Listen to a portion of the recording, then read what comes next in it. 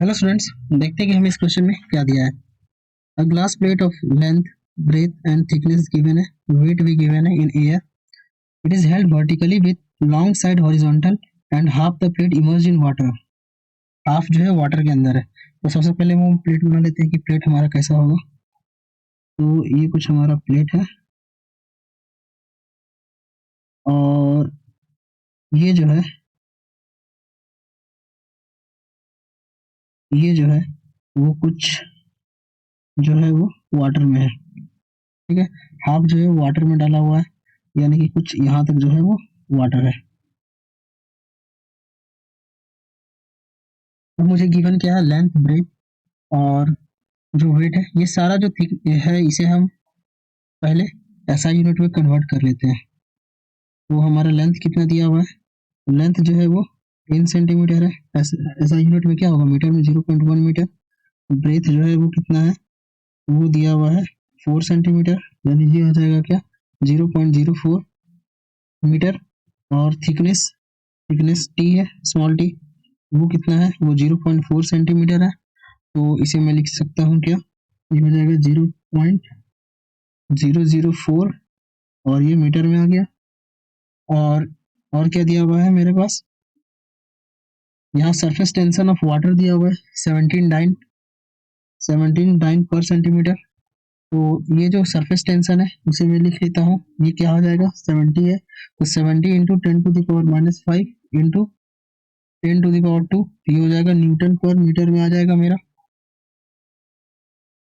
ठीक है, उसके बाद क्या दिया हुआ है, उसके बाद दिया हुआ है वेट वाटर का, वो कितना है, 20 ग्राम है। ठीक है, तो अगर ये इस वेट को भी अगर हम कन्वर्ट कर लेते हैं तो वेट जो है वो क्या हो जाएगा, तो 20 डिवाइडेड बाई 1000, तो ये 0.02 ये केजी आ जाएगा।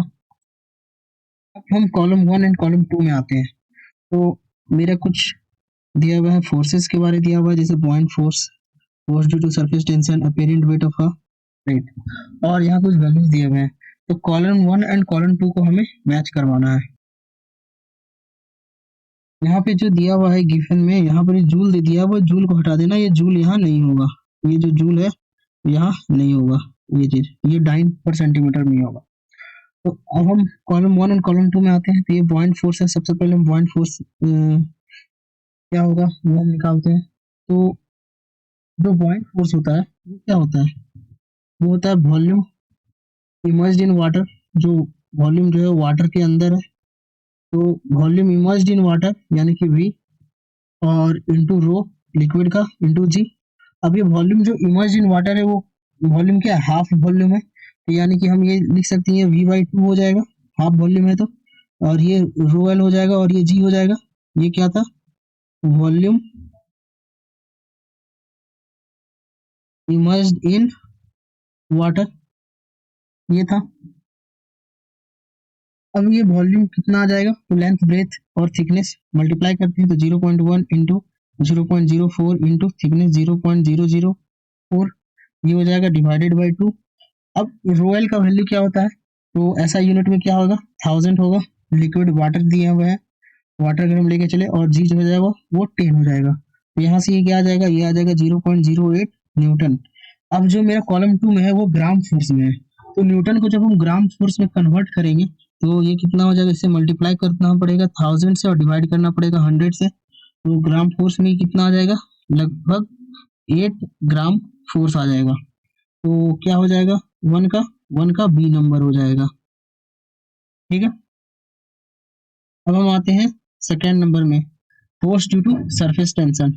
तो force due to surface tension वो क्या होता है, तो सरफेस टेंशन जो वाटर का दिया हुआ है वो सरफेस टेंशन और इनटू एरिया हो जाता है। तो एरिया कौन सा एरिया हो जाएगा, ये तो ये लेंथ हो जाएगा और ये वाला हो जाएगा। तो ये एरिया के लिए क्या हो जाएगा, ये लेंथ और ब्रेथ जो है वो 2 बार आ जाएगा।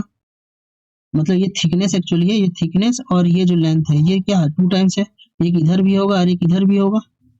तो इसे हम लिख सकते हैं 2 और मल्टीप्लाई बाय 0.1 इंटू, सॉरी 0.1 और क्या हो जाएगा यहाँ, प्लस हो जाएगा, प्लस 0.004 ये आ जाएगा। और ये एस का वैल्यू कितना है सरफेस टेंशन का, ये वैल्यू दिया हुआ है कितना 7, यहाँ से क्या आया था 7 इंटू 10⁻⁻², ये इतना आ गया था, और कितना आ जाएगा, सॉरी 7 इंटू 10⁻⁻3, ये इतना आया था, और यहाँ से कितना आ जाएगा, ये आ जाएगा क्या 2 इंटू 0.104, और इसे जब हम सॉल्व करेंगे तो ये आ जाएगा क्या 1.456 इंटू 10⁻, ये आ जाएगा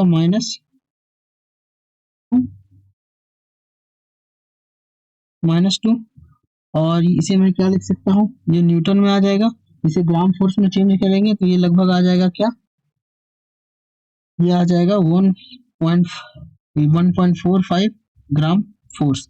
तो इसे मैं सिमिलर लिख सकता हूँ 1.5 ग्राम फोर्स के इक्वल हो जाएगा, यानी कि ऑप्शन नंबर क्या हो जाएगा, ये सी हो जाएगा ऑप्शन। अब हम आते हैं क्या अपेरिएंट वेट। तो अपेरिएंट वेट क्या होता है, तो अपेरिएंट वेट जो होता है वो, उसे हम क्या लिख सकते हैं अपेरिएंट वेट को, तो सबसे पहले मुझे देखना होगा कि नेट फोर्स क्या लग रहा है। तो ये जो बॉडी है इसमें जो है वो कौन कौन से फोर्सेस लग रहे हैं, तो एक फोर्स मेरा जो है वो ग्रेविटी के कारण नीचे लग रहा है, दूसरा फोर्स जो है वो इसके कारण लग रहा है, तो सरफेस टेंशन की वजह से लग रहा है, वो मेरा डाउनवर्ड लग रहा है, और तीसरा जो है वो किसकी वजह से लग रहा है, तो वो बॉइंट फोर्स जो है वो अपवर्ड लग रहा है। ठीक है, तो नेट फोर्स निकालते हैं। तो नेट फोर्स जो होगा वो डाउनवर्ड कौन कौन से फोर्स लग रहे हैं, तो ग्रेविटी की वजह से लग रहा है, तो ग्रेविटी की वजह से mg लगेगा, प्लस सरफेस टेंशन की वजह से लग रहा है, जो कि हम निकाले वो कितना न्यूटन आ रहा है, तो ये आ रहा है क्या 0.01456, ये न्यूटन आ रहा है, और प्लस अब एक और फोर्स लग रहा है, वो क्या लग रहा है, वो लग रहा है बॉइंट फोर्स, और वो ऊपर की ओर लग रहा है, तो उसे मैं माइनस कर देता हूँ, ये माइनस हो जाएगा, और वो कितना लग रहा है, वो आया हम मेरा 0.08 न्यूटन, ये आया। अब mg का वैल्यू क्या हो जाएगा, mg का वैल्यू हो जाएगा 0.02 इंटू 10, यानी कि 0.2 न्यूटन, 0.2 प्लस 0.01456 माइनस 0.08, तो ये कितना आ गया 0.13456 न्यूटन। ठीक है, और जो हमारा अपेरेंट वेट है, अपेरेंट वेट वो इक्वल होगा नेट फोर्स का, जो कि नेट फोर्स लग रहा है, तो वो इक्वल हो जाएगा 0.13456 न्यूटन के। अगर इसे हम ग्राम फोर्स में कन्वर्ट करें तो वो आएगा 13.5 या 45, यहाँ 45 हो जाएगा, 13.45 ग्राम फोर्स, जो कि हम सिमिलर लिख सकते हैं 13.5 ग्राम फोर्स के। इसके अनुसार कौन सा ऑप्शन हो जाएगा, तो ऑप्शन जो है वो इसका डी नंबर ऑप्शन हो जाएगा।